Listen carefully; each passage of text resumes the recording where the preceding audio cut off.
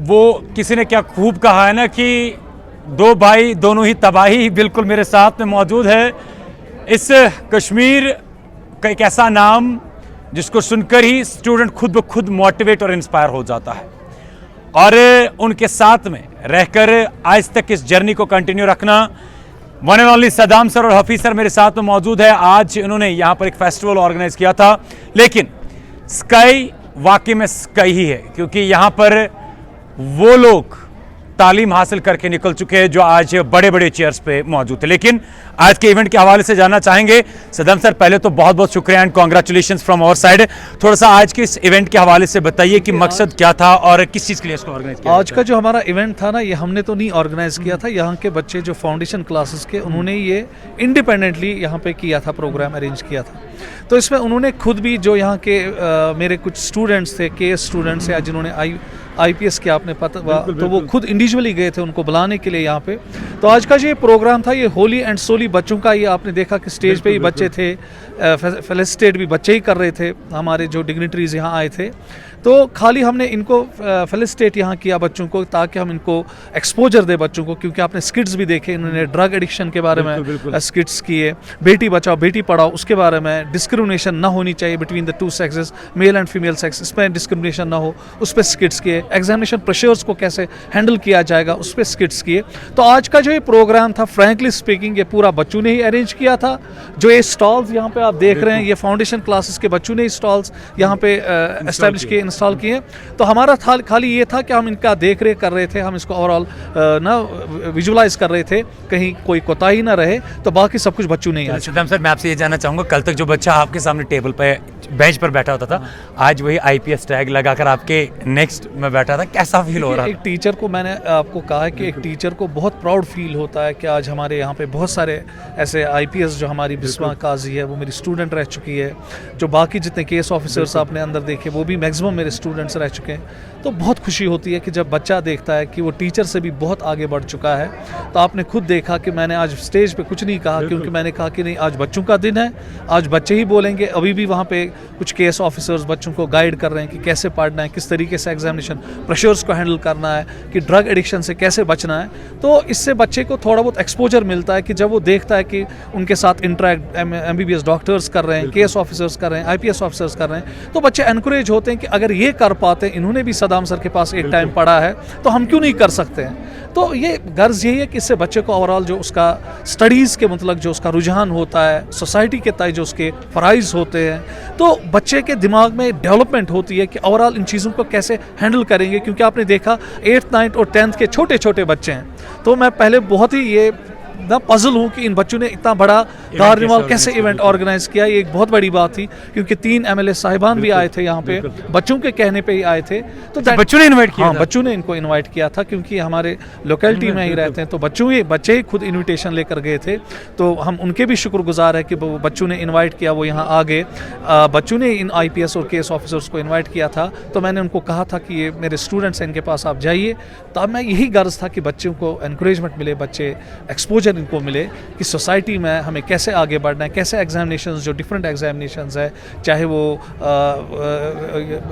NEET हो या चाहे जेई हो या चाहे यूपीएससी के जितनी भी अलाइड सर्विसेज है, तो उनको कैसे हैंडल किया जाएगा, कैसे टैकल किया जाएगा। बहुत शुक्रिया आप हमारे साथ सदाम सर बात करने के लिए। मेरे साथ हफीज सर भी मौजूद हैं।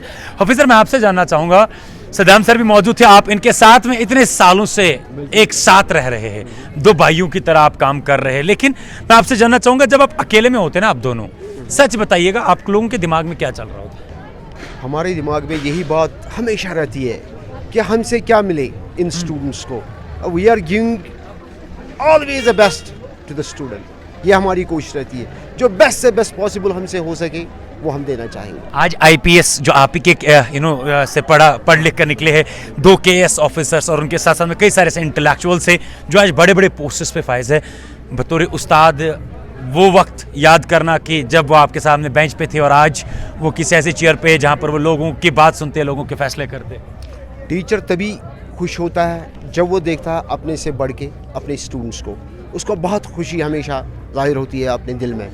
ताकि वो हमेशा टीचर ही चाहेगा कि मुझसे बढ़ के भी एक बच्चा निकले, तभी इसकी क्रेडिबिलिटी मिलती है, वही क्रेडिबिलिटी इन इंस्टीट्यूशंस को मिलती है। आज जो ये आपने, मुझे लग रहा फर्स्ट एवर ऐसा हमने इवेंट देखा है जो स्काई क्लासेस के अंदर ऑर्गेनाइज हुआ था, इसका मोटिव और मकसद क्या था? देखिए, हम हर एक बच्चे को एक मौका देना चाहते हैं। जैसे कि ये जो आप स्टॉल्स देख रहे हैं, ये बाकी ये खुद इनका एक अलग इनिशिएटिव है। बच्चों आप लोगों का कोई रोल नहीं है इसमें? नहीं, इसमें हमारा कोई रोल नहीं है। जो भी इनने स्टॉल्स लगाए या जो भी इनने IAS ऑफिसर्स को बुलाया या ऑनरेबल प्राइम मिनिस्टर्स को बुलाया था, ये सारा इनका खुद का किया हुआ है। हमने सिर्फ इनको से यहाँ पे फेलिसिटेट किया है। तो अभी हाफिज सर, आपसे मैं जानना चाहूँगा, कई सारे बच्चे ऐसे हैं, चाहे वो फाउंडेशन क्लासेस की बात करें या जिन कॉम्पिटिटिव एग्जाम्स के लिए आप लोगों ने आज तक अल्हम्दुलिल्लाह कई सारे, मैं क्या कह सकता हूँ, कैसे स्टूडेंट्स को पढ़ा है जो आज बड़े बड़े जगहों पर मौजूद है।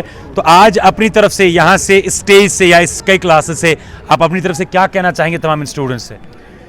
देखिए, हमारी ये हमेशा चाहत रहती है कि जो स्टूडेंट यहाँ आता है उनको बेनिफिट मिले इस इंस्टीट्यूशन से।